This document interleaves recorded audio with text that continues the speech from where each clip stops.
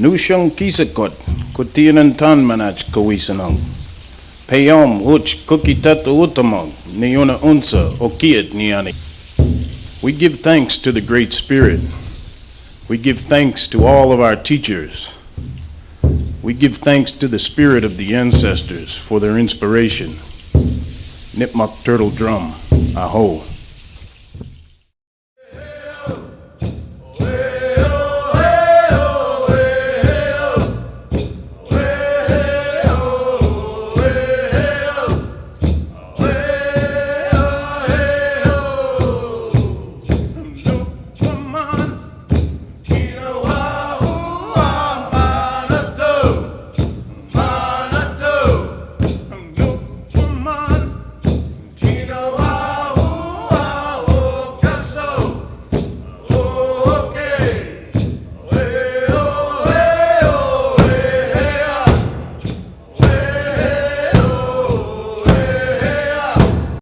My name is Chief Wiseowl.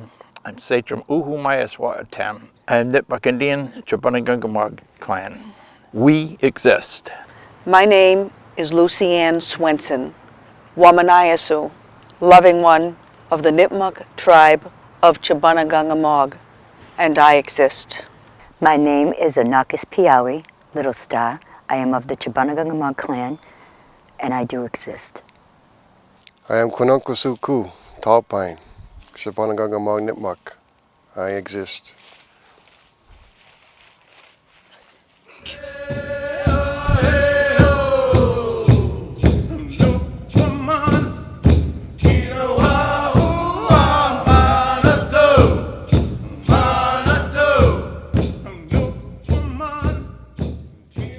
I'd like to thank you for inviting us here today to tell you a little bit about our history, tell you what it's like to be living the paths of the red road as well as the white, try to keep our culture and traditions alive.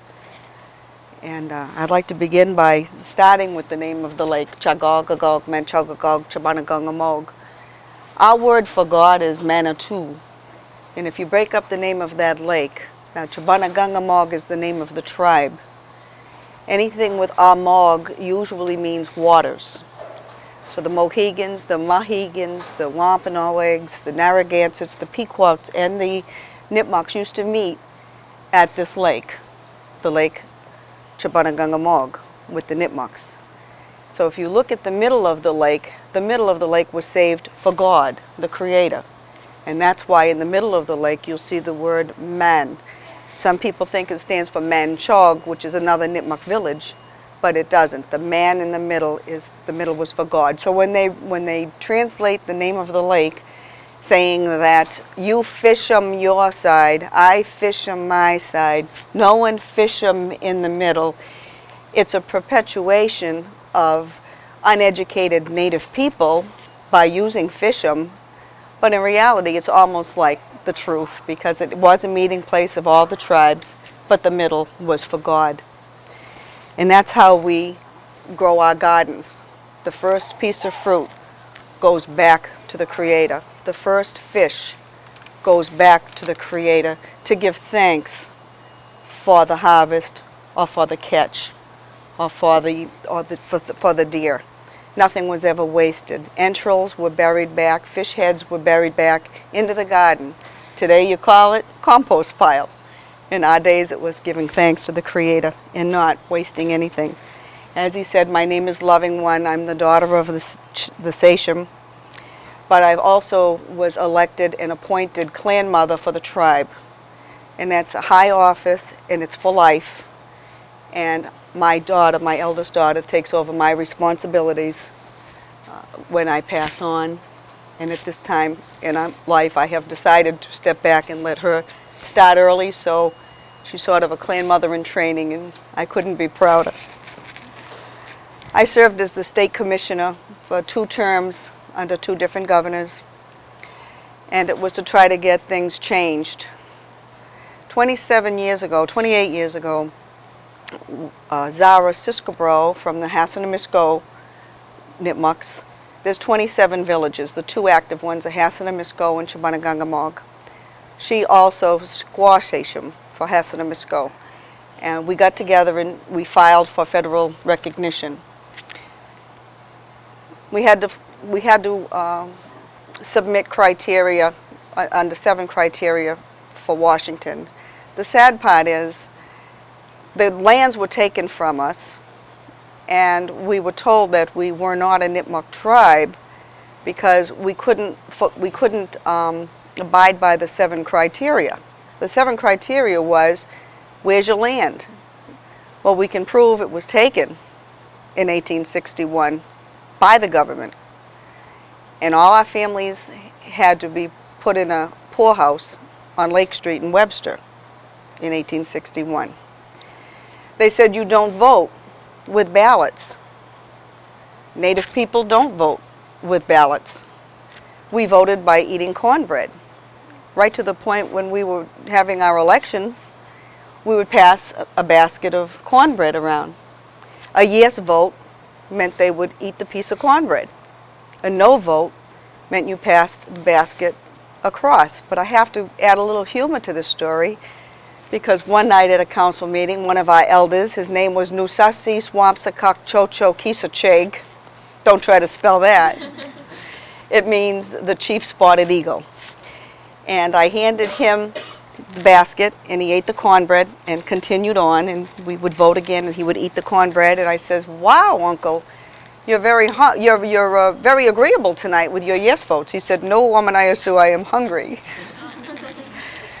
But it's things like that when Washington asked us, "Where's your ballots?" How can you document that we voted and had legal elections if we voted like a white man, and yet we're trying to prove that we're Native? It just made no sense. And how could we say, yes, here's our tribal lands, when our tribal lands ran from Nichols College down to the warm springs of Webster's Town Hall? They asked me, where was your original reservation? And it said 5-mile tract to be given to the Nipmuck Indians forever and a day. So we didn't ask for that back, but the point was, you took it. So how can we say that we still have it? If I could ask the government a question, I would say to him, do you not see me? Am I not standing before you? All this teaching is I'm bringing my children up, my grandchildren up to understand. Don't you hear them? It's sad to hear that people say you need documentation to exist. Sad, but my grandmother was a very proud woman. She made us proud of who we are. We never backed off. Never once did my grandmother go with the flow of things and say, well, it's not good to be red right now. It's better to be black or white, because red is not accepted. She was always proud and made me proud and made my children proud.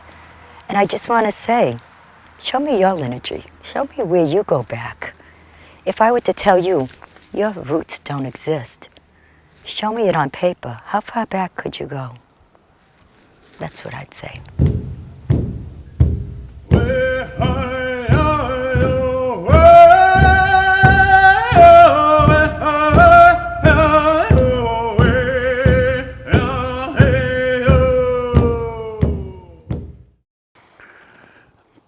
To keep an eye on all the Nipmucks and the many other tribes that were sent to Deer Island. They rounded them up, and I believe it was in late October, with what they had on their backs for clothing, no food. And if you can imagine how late October is, which is early November now, and it's kind of cool, we're taken by boat over to Deer Island and the other islands over there, encampments over there. Little food, little clothing. Many died. Many Nipmucks died. Many were sold to slavery. And now this is men, women, and children. The Nipmucks that died on Deer Island were buried there. And There are burial grounds still there, but through the years, we've tried to preserve those burial grounds of our people, but to no avail. They built a treatment plant. They removed a lot of earth that they were supposed to let the tribes know they were taking and dumped it in some quarry in Quincy and never told the tribes about it. We were supposed to inspect all earth that come out of there for bones. I know you were never. There was some bones found at this one time where they had this dirt pile at the Quincy quarries, and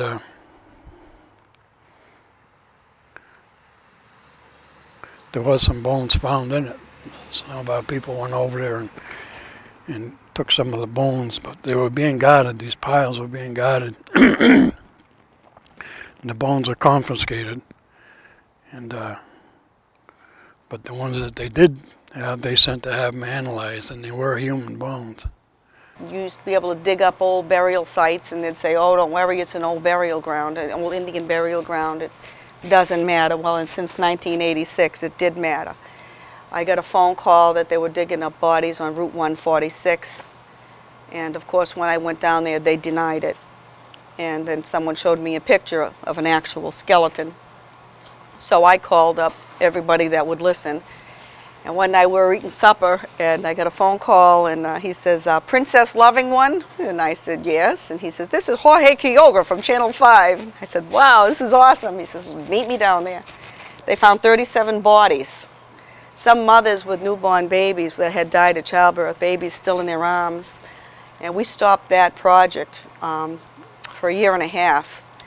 And finally we got the law changed that if you dig up an Indian burial ground, it's against the law, just like if you were a real white person. So they were human too. And then when they talk about digging up artifacts, I'll tell you from a personal level, my burial pouch consists of the umbilical cord of my grandchildren, a rose from my mother. Why would you want that? It's something that's mine.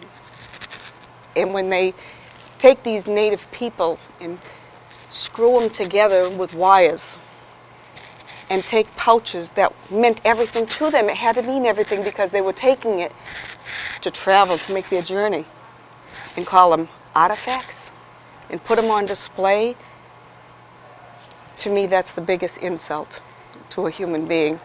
And they're the Creator's sleeping children. Let them sleep.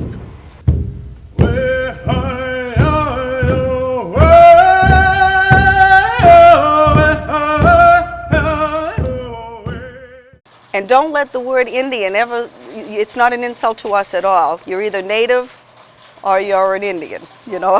It doesn't matter. It doesn't matter being called. This Native American deal is something new in the 1980s. Anybody born in the United States is a Native American. Like the old Sachem walking with the Caucasian man on the beach. And the Caucasian man said to the old Indian chief, he said, my kids were born in this here United States. Doesn't that make me a Native American? And the old chief just smiled and said, if your cat had a litter of kittens in the oven, would it make them biscuits?